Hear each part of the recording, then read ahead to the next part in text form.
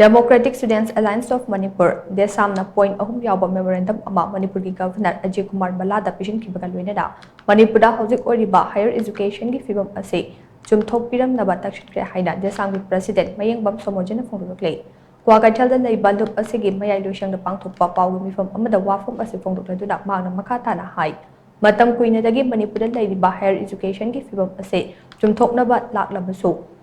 Chumthokpiramnaba leiba asegi yengduna point ahum Yaoba Memorandum ama Manipuri Governor da Pishinduna Phibam asegi matang da yengsinaba Taksinkhre ngasi Governor da Pisinkhibaga Memorandum adu da yauriba point ahum adudi Manipur da teacher education gi Phibam yengsinba government college sing da guidelines for transforming higher education institution into multidisciplinary institution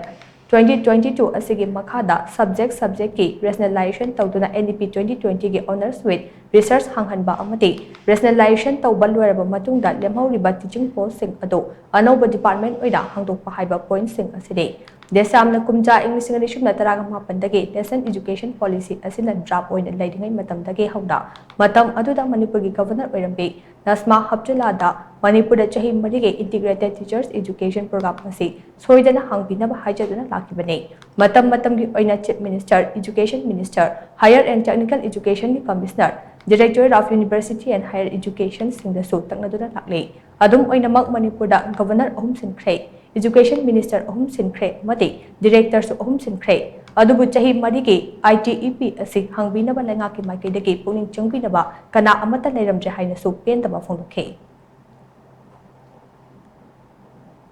Sigumlaba National Education Policy ki kesu apagi basi mandate su apagi fulfill tohonba gumba kisi university se sigumba DMCT sigumba college na yumpham orakana tobudabani arigumba masigi mayokta mena thabak amata tobigenu stakeholder mayam su DESAM mai kai digi appeal tawjari madudi sumba yamna maru oiba halaman sing linkat piramba thambiramba sum institution se department amagi thak taran college bagi ogi constituent college ama oi kinana bagi ogi disalor ko matam da kudi mang interest topam thokte habase DESAM gi mai kai thamjari DESAM gi oinadi DESAM gi thongi singna oi hek cheli makai de sigumba kamena kariguma matam da koi loruk kan habdi thajab lekte karigum loruk pataragati adu DESAM gi di madu yabanga moi haiba wafam sima koi tamna mayek sengna thamjari